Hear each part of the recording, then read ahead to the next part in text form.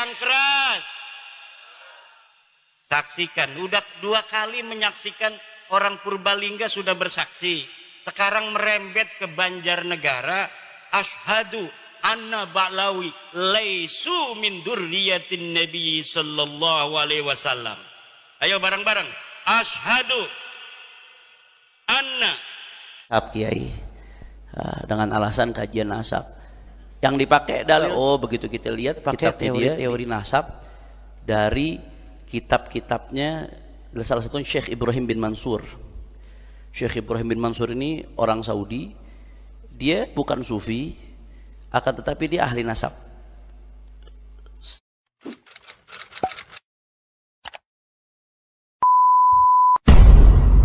Ini tepuk tangan maksudnya apa, Kiai? Ini tepuk tangan tuh maksudnya apa? Cocok? Bu, cocok? Setuju, Bu? Habib bukan turunan Nabi, setuju? Sebelah sini, Habib bukan turunan Nabi, setuju? Yang keras. Saksikan. Udah 2 kali menyaksikan orang Purbalingga sudah bersaksi. Sekarang merembet ke Banjarnegara. Ashhadu anna Ba'lawi laisu min durriyatin Nabi sallallahu alaihi wasallam. Ayo bareng-bareng. Ashhadu anna Ba'lawi laisu min durriyati Rasulillahi sallallahu alaihi wa alihi wasallam. Aku bersaksi bahwa sesungguhnya Ba'lawi, Kabib bukan keturunan baginda Nabi Muhammad sallallahu alaihi wasallam.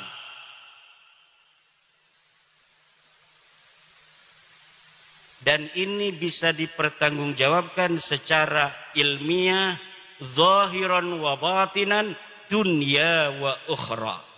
Di dunia dan di akhirat. Kenapa? Karena ini berbasis metodologis, epistemologis yang jelas. Dari kitab nasab yang sudah ditulis para kiai, para ulama masa lalu. Dari mulai abad ke-3 Hijriah sudah ada kitab nasab. Abad ke-4 Hijriah sudah ada kitab nasab. Keturunan Nabi semuanya itu dicatat, Bu. Rapi pencatatannya dari masa lalu. Tetapi tidak ada yang mengkonfirmasi leluhur Ba'lawi para Kabib ini yang ada di abad ke-4 Hijriah yang namanya Ubaidillah. Tidak ada satupun ahli nasab yang kitabnya sekarang bisa kita baca itu di internet. Karena zaman ini zaman kita bisa mengakses semua kitab-kitab masa lalu. Tidak ada satupun kitab nasab yang mencatat Ubaidillah leluhur Kabib-Kabib ini sebagai keturunan baginda Nabi besar Muhammad sallallahu alaihi wasallam. Kapan munculnya mereka ngaku jadi turunan Nabi?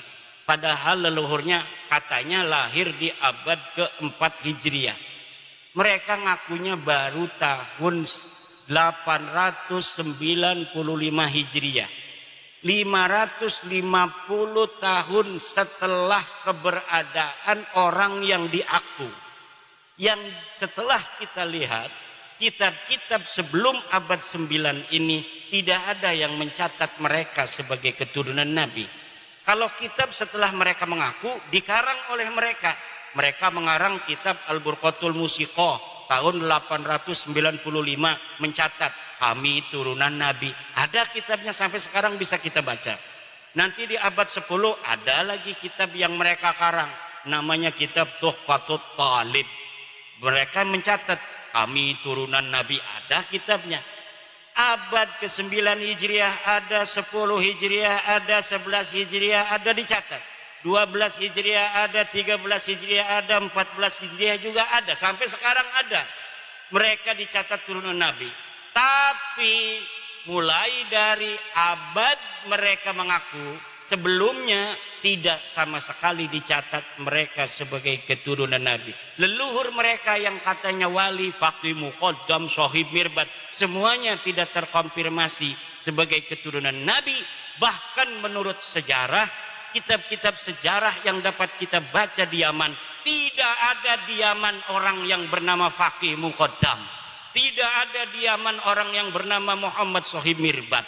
Tidak ada orang yang bernama Ubed. Lalu mereka mencatat nama-nama itu berdasarkan apa?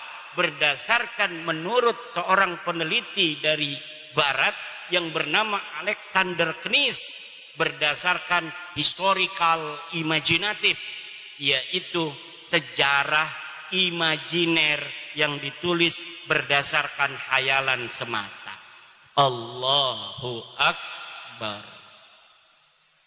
Kenapa sekarang saya menggunakan salah satu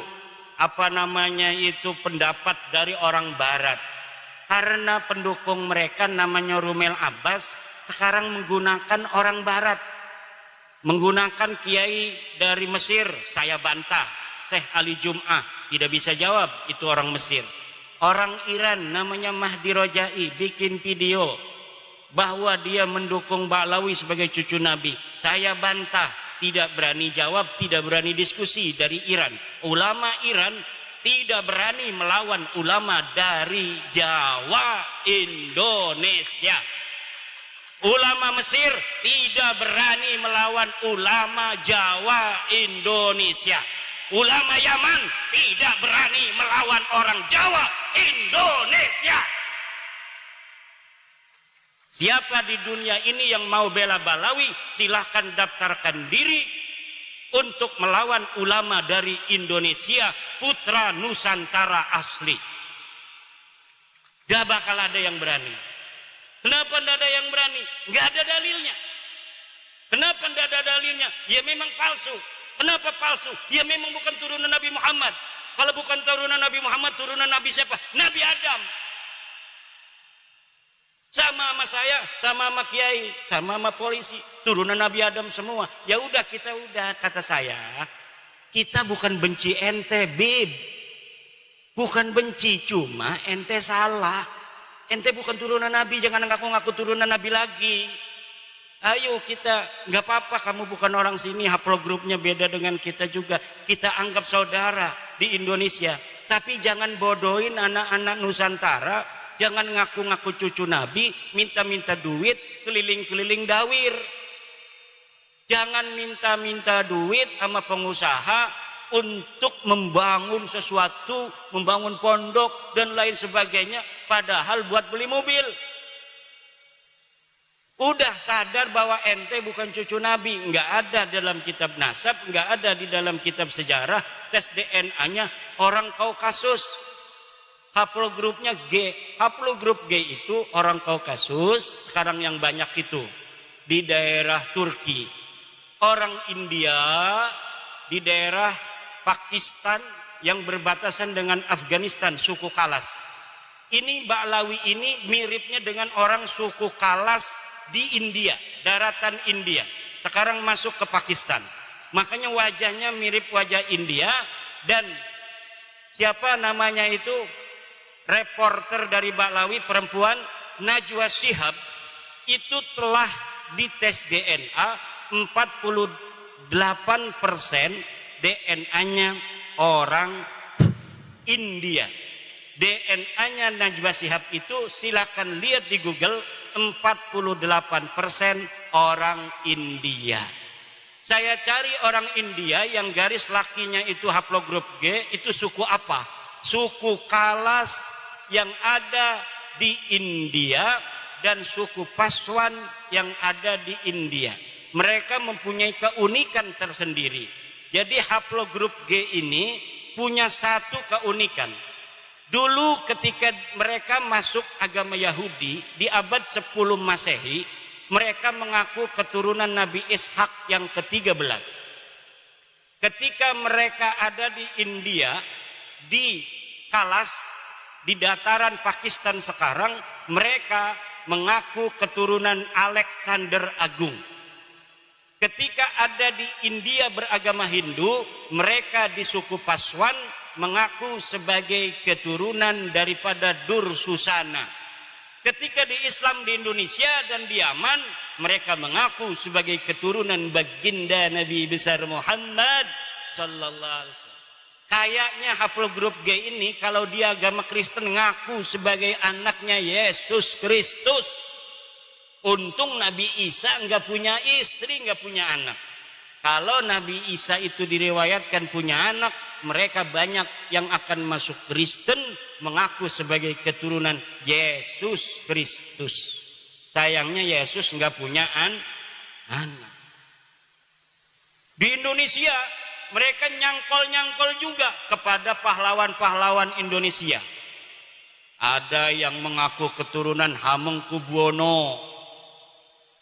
Ada yang mengaku sebagai keturunan Sunan Giri. Jalur lakinya kami dari Balawi, jalur perempuannya dari Sunan Gunung Jati. Ada yang ngaku ke Banten. Kebetulan saya ini salah satu nasabah di Banten sejak 2012. Jadi sudah agak hafal seluruh keturunan-keturunan Sultan Banten dan di mana adanya komunitas keturunan Sultan Banten. Ada seorang Balawi ngaku keturunan Sultan Banten dari ibunya katanya. Dari siapa? Dari Pangeran Mesir bin Sultan Ageng Tirtayasa. Saya langsung hubungi keturunan Sultan Mesir yang ada di Pontang, dekat dengan Kresek, masuk Kabupaten Serang.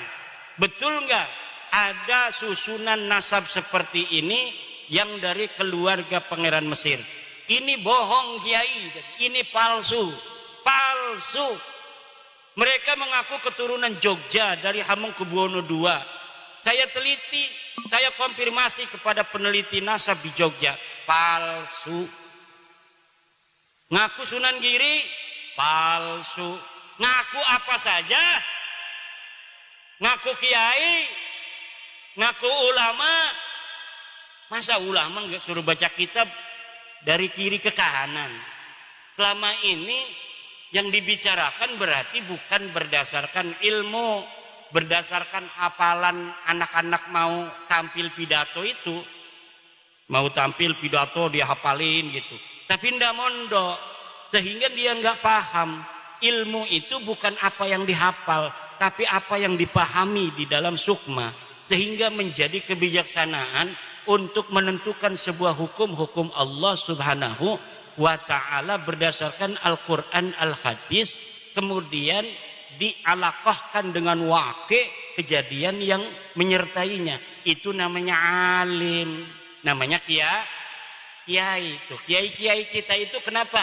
Kiai kita itu pada tawadhu karena ilmunya itu rasihun fi qulubihim. Ilmunya masuk ke relung-relung jiwa, relung-relung hati mereka. Semakin banyak ilmunya kiai, semakin tunduk kayak padi. Semakin berisi dia semakin menunduk. Semakin ada orang menghormati, semakin dia menghormati orang yang menghormatinya. Ini akhlak bangsa kita, bangsa Nusantara. Tapi mereka kalau dihormati ngelunjak. Semakin dihormati, semakin yang menghormatinya dimanfaatin. Duitnya diroyot, apa tuh istilahnya, diporotin. Kalau ada mukibin kaya, udah habis itu. Punya mobil Alphard diminta, kalau enggak kualat ente. Orang mengkritik mereka, kata Novel Anidrus, orang yang berani mengkritik Habib itu adalah dajjal. Tidak ada itu dalam ajaran. Orang yang mengkritik Rasulullah aja, Rasulullah nggak pernah bilang yang mengkritik beliau itu dajjal. Sahabat beberapa kesempatan diriwayatkan pula itu bermusyawarah dengan Rasul. Bertanya, wahai Rasul, apakah pendapatmu ini berdasarkan wahyu? Apakah berdasar pendapatmu sendiri? Kalau berdasarkan wahyu, kita harus ikuti. Kalau berdasarkan pendapatmu, bolehkah kami memberikan masukan apa yang seharusnya kita lakukan dalam perang ini? Itu aja Rasulullah. Apalagi manusia biasa. Manusia biasa itu Bapak Ibu, kalamuhu yuraddu wa yuqbalu qawluhu illa sahibah hadal qabri. kalimatnya, kata-katanya, pendapatnya itu boleh diterima, boleh ditolak. Illa sahibah hadal qabri, kecuali baginda Nabi besar Muhammad. Lalu ajaran yang mengatakan orang mengkritik Habib itu adalah dajjal dari mana? Kalau bukan dari ajaran Islam. Mungkin mereka punya ajaran agama lain yang tidak ada dalam ajaran agama kita. Dalam agama kita, inna akramakum indallahi atqakum. Seluruh manusia itu sama. Sesungguhnya orang yang paling mulia di antara kalian adalah orang yang paling bertakwa. Kata mereka yang paling mulia adalah kabaib. Walaupun tidak ibadah, walaupun tidak sholat, walaupun tidak alim, mereka tetap mulia. Karena kemuliaan mereka adalah zat. Sedangkan orang alim, kiai, polisi, presiden, itu sifat kemuliaannya. Kalau dia sudah tidak jadi presiden, dia tidak mulia lagi. Kalau kiai gila, katanya tidak mulia lagi. Tapi kalau kabaib, dia gila, tetap dia mulia. Kenapa? Karena di dalam dirinya ada darah Rasulullah.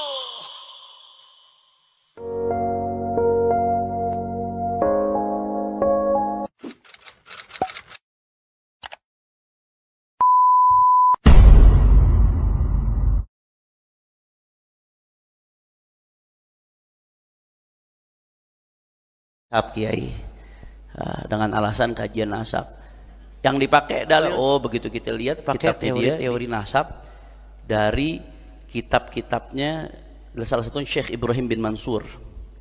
Syekh Ibrahim bin Mansur ini orang Saudi, dia bukan sufi, akan tetapi dia ahli nasab. Saya sependek penelitian saya di dalam masalah ini, di abad ini atau di zaman ini, salah satu ulama yang paling detail bicara teori ilmu nasab, ya saya nggak bicara pencatatan nasab, teori ilmu nasab, itu diantaranya Syekh Ibrahim bin Mansur Al-Amiri. Dia salah satu min asyraf Makkah. Banyak kitabnya luar biasa, diantaranya Muqaddimah fi ilmil ansab, Madkhal ila ilmil ansab, kemudian Al-Ifadhah tentang syuhra wal istifadah, kemudian Usul wa Qawaid fi kashfi mudda'i syaraf wa muzawwirin nasab. Banyak. Wah bagus-bagus karya beliau. Nah teori-teorinya ini dikutip sama almarhum Ibnu Sarman. Tahu almarhum Ibnu Sarman? Nah udah dah, nggak usah panjang lebar dah. Ini majelis mulia, saya nggak mau memperkeruh majelis mulia ini dengan penyebutan yang kurang-kurang enak, saudara. Teori-teorinya dikutip secara sepotong-sepotong untuk memperkuat tesisnya dia, tesis. Padahal bukan tesis, clipping, saudara. Comot sono, comot sini jadi satu, itu namanya clipping. Kalau tesis itu diuji secara akademik, metodologinya diuji, kritik sumber diuji, sumber-sumber itu tesis baru. Kalau itu bukan tesis, itu dusta. Kalau nyebut tesis itu bohong. Lughatan wastilahan bohong. Secara bahasa, secara etimologi yang namanya tesis itu di KBBI bisa dilihat, itu berkaitan dengan pendidikan akademik. Secara istilah terminologi juga begitu. Nah, dia ngutip nih pendapat-pendapatnya Ibrahim bin Mansur tentang teori-teori nasab. Dia pakai secara sepotong untuk nyerang nasab Balawi, dijadikan dasar teorinya dia. Ternyata Ibrahim bin Mansurnya sendiri mengatakan Balawi sahihun nasab, nggak ada keraguan sama sekali. Jadi kaidahnya dikutip, isbatnya dibuang. Akhirnya kemarin Gus Rumel Abbas datang nemuin Ibrahim bin Mansur masih hidup orangnya, mudah-mudahan Allah kasih panjang umur, sehat walafiat. Ditemuin, diwawancara, ini gimana Syekh? Ada orang batalin nasab Balawi, pakai kitab antum, dipakai teorinya. Apa katanya? Orang yang ngebatalin nasab Balawi dengan model cara seperti itu, karena nggak ada kitab abad keempat, nggak nyebutin, berarti nggak nyambung. Itu yang seperti itu pembatalan yang didasari karena kebodohan atas ilmu nasab, bahkan dikatakan jahil murokab, bodoh kuadrat, saudara. Itu yang ngomong begitu ulama yang dikutip sama bin Sarman. Terus lu mau apa lagi? Jelas atau tidak? Saya ada yang menarik. Dulu alhamdulillah ulama kita ini bangga sama ulama-ulama Nusantara. Begitu banyak ulama-ulama Nusantara yang go internasional dengan kealimannya. Dulu ada Syekh Nawawi Al-Bantani, Sayyidul Ulama Al-Hijaz, pemimpin ulama Hijaz di zamannya. Ngakuin juga Balawi di kitabnya yang namanya Syarah. Habib itu Sayyid, Sayyid itu Habib, itu panggilan buat dzurriyyat Nabi. Itu kata Syekh Nawawi Al-Bantani. Karyanya luar biasa. Di bidang tafsir ada Murah Labid, Di bidang fikih ada Kasyifatus Saja, Syarah Safinatun Najah, ada Nihayatuz Zain, Bisyarhi Qurratil Ain, itu sepadan sama Fathul Mu'in. Di bidang apa? Wah, Syekh Nawawi Al-Bantani hadits wala haraj. Luar biasa, kebanggaan ulama Nusantara. Alhamdulillah. Ada Syekh Yasin bin Isa Al-Fadani, musnidud dunia. Ulama-ulama dunia yang datang ke Hijaz ngambil dari Syekh Yasin bin Isa Al-Fadani. Kebanggaan Nusantara. Ada namanya Syekh Mahfud At-Turmusi, pengarang Hasyiah Turmusi. Hasyiah Turmusi ini Hasyiah ala Minhajul Qawim, Syarah Muqaddimah Hadramiyah. Di antara kitab fikih bab ibadat yang paling besar yang saya lihat Hasyiah Turmusi, saudara. Ini bukan kitab fikih Muqarran ya, kalau Muqarran lain cerita, perbandingan mazhab. Ini enggak mazhab Syafi'i, cuma bahas bab ibadah doang, menghasiahkan Muqaddimah Hadramiyah sampai berjilid-jilid bab ibadahnya. Karangan karya ulama Nusantara. Dahsyat atau tidak? Di Bogor kita punya Kiai Haji Abdullah bin Nuh, yang syair-syairnya diakui oleh Timur Tengah, mendunia ilmunya, saudara, diakui keulamaannya. Kita punya Kiai Haji Maimun Zubair yang karya-karyanya luar biasa, dihormati oleh dunia. Kiai Haji Maimun Zubair, kita bangga. Ulama-ulama Nusantara diakui keilmuannya, dan sampai saat ini masih banyak ulama Nusantara yang diakui keilmuannya di dunia. Di Bogor sekarang ada Kiai Haji Asep Abdul Qadir Jilani. Itu kitab-kitab beliau di sini di MS. Jadi kepala kitab-kitab beliau dicetaknya di Qatar, dijualinnya di Mesir, bahkan di Tarim itu hasyiah beliau Ghayatul Usul. Beberapa masyayikh ngajar Ghayatul Usul pakai kitab beliau. Ngajar mantek beliau punya hasyiah Natijatul Muhtam ala Idhahul Mubham. Beberapa masyayikh ngajar mantek pakai hasyiah beliau. Luar biasa. Kebanggaan, bangga atau tidak? Tahu-tahu ada satu muncul, terkenal juga. Go internasional juga, cuman go internasional dengan kebahlulannya. Lah ini bukan saya yang ngomong. Internasional dengan kebahlulannya, kebodohan. Ini omongan ulama. Ini gara-gara ini muncul nih pembatalan nasab Pahlawi yang nabrak pendapatnya para ulama. Nabrak ulama dari dulu, nanti akan saya jelaskan habis ini. Itu sampai memancing komentar ulama internasional. Wah, komentar ulama nasional nggak main-main, langsung bahasanya bodoh. Ada profesor doktor dari Malaysia, Al-Mahdali bangsanya, Profesor Aqil Al-Mahdali. Profesor doktor, orang alim, sepuh, nulis tentang masalah ini. Kata dia, apa ini orang yang ngebatakan nasab Pahlawi? Kata dia, ini Al-Mahdali, bukan Pahlawi beliau, Al-Mahdali. Kata dia, orang yang ngebatakan nasab Pahlawi di Indonesia yang rame-rame ada yudha fi shaffil majanin, kata dia. Musinya ditaruh di barisannya orang-orang gendeng, orang edar. Go internasional nggak? Wah, hebat, go internasional. Satu lagi kemarin, Mufti Mesir, Grand Mufti Mesir, Syekh Ali Jum'ah. Grand Mufti Mesir kemarin rame. Ada orang Indonesia nanya, mungkin karena di Indonesia lagi ribut di medsos. Sebenarnya ributnya di medsos, di dunia nyata sih alhamdulillah. Betul atau tidak? Di medsos saja ributnya. Ada yang nanya ke Grand Mufti Mesir, Syekh, ma ra'yukum fi nasabi Pahlawi? Bagaimana menurut antum tentang nasabnya Pahlawi? Apa kata Syekh Ali Jum'ah? Kata beliau, ini Grand Mufti Mesir mengatakan, nasab Pahlawi thabitun indana bil ijma'. Menurut kami nasabnya sah secara ijma', kata Grand Mufti Mesir nih. Malah yusyakik fi abul tarikh, kata dia. Sepanjang sejarah nggak ada satupun yang meragukan, kata Grand Mufti Mesir. Terus terakhir Grand Mufti Mesir mengatakan ini pendapat seperti ini yang membatalkan hadza hamalahus sukhuf. Pembatalan yang didasari karena sukhuf. Sukhuf apa? Dha'af fil aql. Kelemahan dalam otak berpikir. Artinya apa tuh? Bodoh. Berarti go internasional nggak? Go internasional, bukan ilmunya, kebodohannya, saudara. Sadaya anak parantos ngartos. Saya nggak fitnah, saya bicara berdasarkan data. Terakhir kemarin ini nih, ahli pakar teori nasab dari Mekah yang kitabnya sering dikutip oleh Imad sendiri. Kesebut juga orangnya akhirnya. Sering dikutip oleh dia. Ngomong apa? Ini pendapat begini mabniun, ini pendapat didasari karena jahal murakkab, karena bodoh kuadrat. Bodoh tuh ada dua, ada jahal basit, ada jahal murakkab.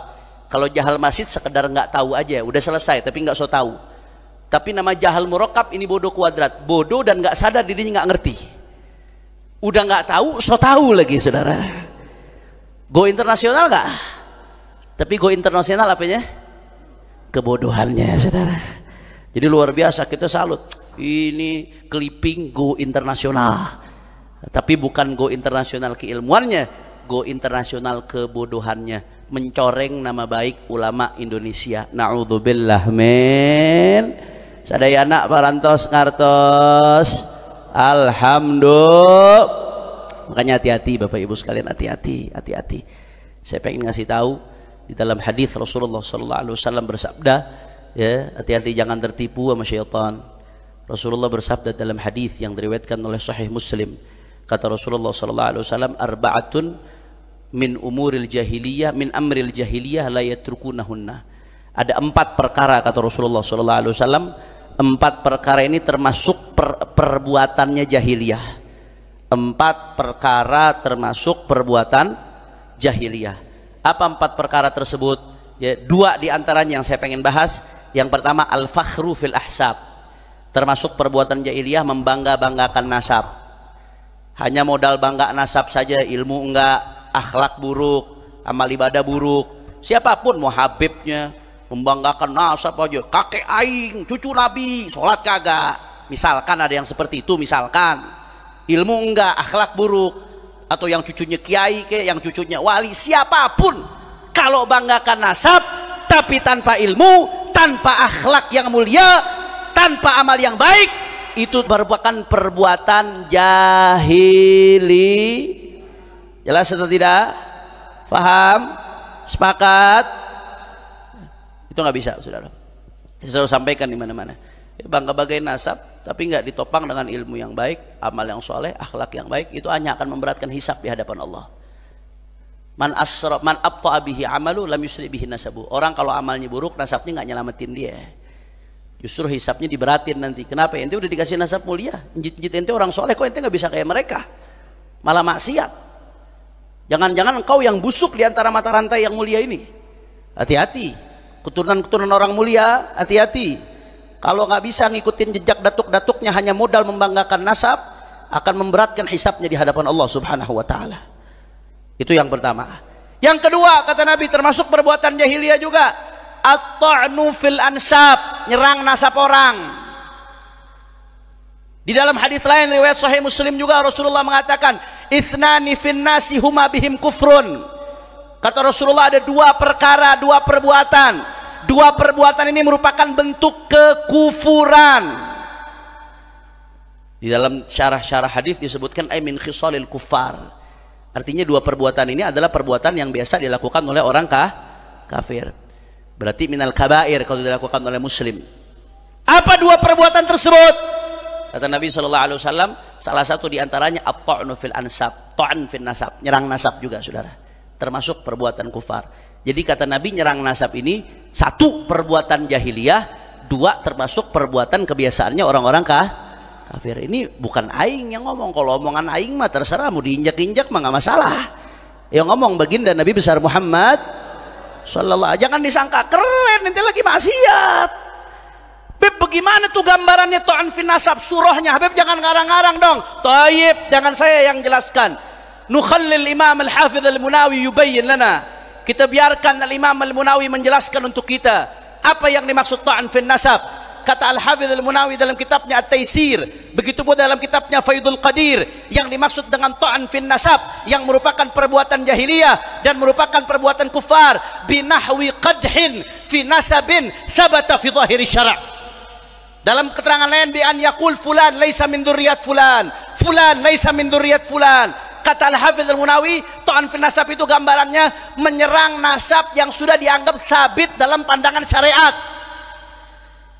Udah jelas dalam pandangan syariat, jelas fulan anaknya fulan, fulan keturunan fulan. Tahu-tahu ada pahlawan kesiangan datang mengatakan fulan bukan keturunan fulan, fulan bukan keturunan fulan. Padahal udah sabit dalam pandangan zahir syariat, itu udah sabit. Itu kata Nabi termasuk ta'an fil nasab, perbuatan jahiliyah dan termasuk perbuatannya orang-orang kafir. Coba kita lihat bagaimana dalam kasus yang lagi ramai, kasus Ba'alawi. Saya sebut aja, Saudara. Saya nyebut ini bukan karena butuh pengakuan, hasya wa kalla. Pengakuan itu datangnya dari ulama, bukan untuk bangga-banggaan nasab. Bangga-banggaan nasab kalau tanpa amal yang baik hanya akan memberatkan hisab di hadapan Allah. Tapi kesian kalau ada umat yang sampai ikut-ikutan jatuh dalam dosa ta'an fil nasab, kesian. Yang nggak paham, yang nggak ngerti, kesian, Saudara. Coba kita lihat bagaimana dalam kasus Ba'alawi. Apakah dia nasab thabata fi dhahiri syara', nasab yang sudah tetap dianggap tersambung dalam pandangan zahir syariat? Ya. Karena kriteria dianggap tersambungnya sebuah nasab itu ada beberapa, di antaranya 1, syuhra istifadhah. Ketika sudah terkenal dalam masa kurun yang panjang, bahwasanya dia termasuk keluarga Rasulullah SAW, apalagi diakui sama para ulama pengakuan tersebut. Ulama berarti mandang itu sesuai standar fikih, itu sudah dianggap sabit fi dhahiri syara'. Yang kedua, kalau diakui oleh para nasabah, khattu nasabah, nggak ada batasan harus zaman tertentu. Nggak ada batasan harus zaman tertentu. Ketika ada pengakuan dari khattu nasabah, para pakar nasab, imam-imam dalam bidang nasab, melakukan pengakuan, mengakui, itu berarti sabata fi dhahiri syara', saudara. Apakah nasab Ba'alawi diakui Habib oleh para ulama, para ahli nasab, para ahli fikih, para ahli sejarah? Saya santri, orang bodoh, santri. Juwaihil, bukan jahil lagi, juwaihil, tuailib, santri, bukan kiai, saya bukan ulama. Saya pribadi neliti, ngumpulin itu pengakuan terhadap keabsahan nasab Sadah Ba'alawi, atau status mereka sebagai sadah, atau status mereka sebagai asyraf, atau status mereka sebagai Husaini, keturunan Sayyidina Husain bin Ali bin Abi Thalib radhiyallahu taala anhu arda. Saudara, itu saya ngumpulin nggak kurang dari 140 kitab yang ditulis oleh ulama non Ba'alawi, di luar Ba'alawi, nggak kurang dari 140 kitab. Itu yang saya pribadi kumpulin. Di Oman ada lagi ulama yang ngumpulin tuh 170 yang dia dapat. Saya 140, dia 170. Saya ranking 2 berarti, saudara. Dia ranking 1. Cuman dia ulama, saya tolib, santri markas syariah. Siapa aja di antara yang ngakuin? Ulama-ulama besar. Ada Imamul Janadi dalam kitabnya As-Suluk fi Tabaqatil Muluk ngakuin Ba'alawi, ketersambungan nasab mereka. Ada ulama namanya Al-Khazraji dalam kitabnya Al-Iqdul Fakhir ngakuin. Ada ulama namanya saudara Asy-Syarji Az-Zabidi, pengarang Tajridus Sharih. Kalau yang ngaji di pondok-pondok salafiyah itu ada Mukhtasar Sahihul Bukhari, namanya Tajridus Sharih, Mukhtasar Sahihul Bukhari. Itu dibaca di banyak pondok-pondok salafiyah buat pasaran biasanya. Itu beliau punya kitab lain namanya Tabaqatul Khawas Ahli Sidqi wal Ikhlas. Di situ beliau ngakuin nasab Ba'alawi, bahkan